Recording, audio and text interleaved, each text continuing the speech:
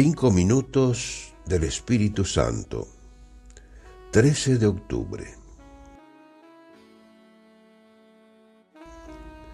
El agua es un símbolo central en el cuarto Evangelio y representa la acción del Espíritu en nosotros que viene a cumplir las promesas proféticas de un agua purificadora y vivificadora.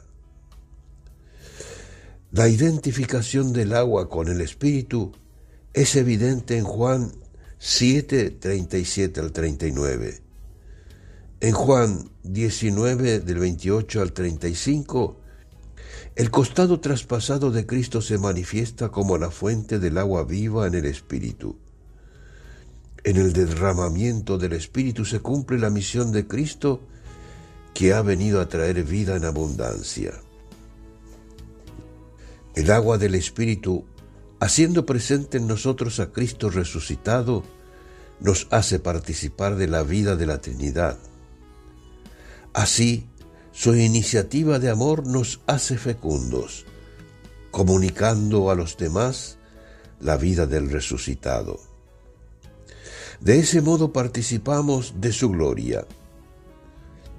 En el Hijo de Dios, hecho carne, habita la plenitud de la gracia del Espíritu Santo, y de esa plenitud recibimos nosotros.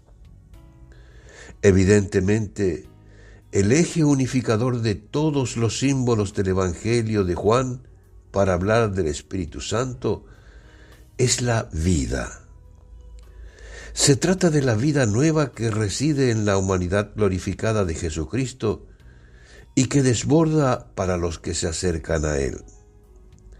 Unidos a Él, los creyentes participan de su fecundidad, derramando la belleza de su vida en el mundo. Y Jesucristo, como fuente abierta del Espíritu Santo, es manantial de vida, pan de vida, ofrece vida en abundancia.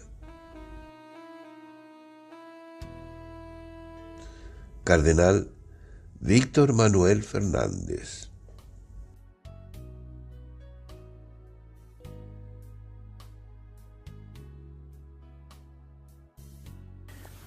¿Te gustó el video?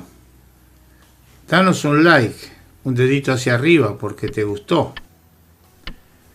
Suscríbete al canal y no dejes de tocar la campanilla, así te avisaremos cada vez que subimos un video.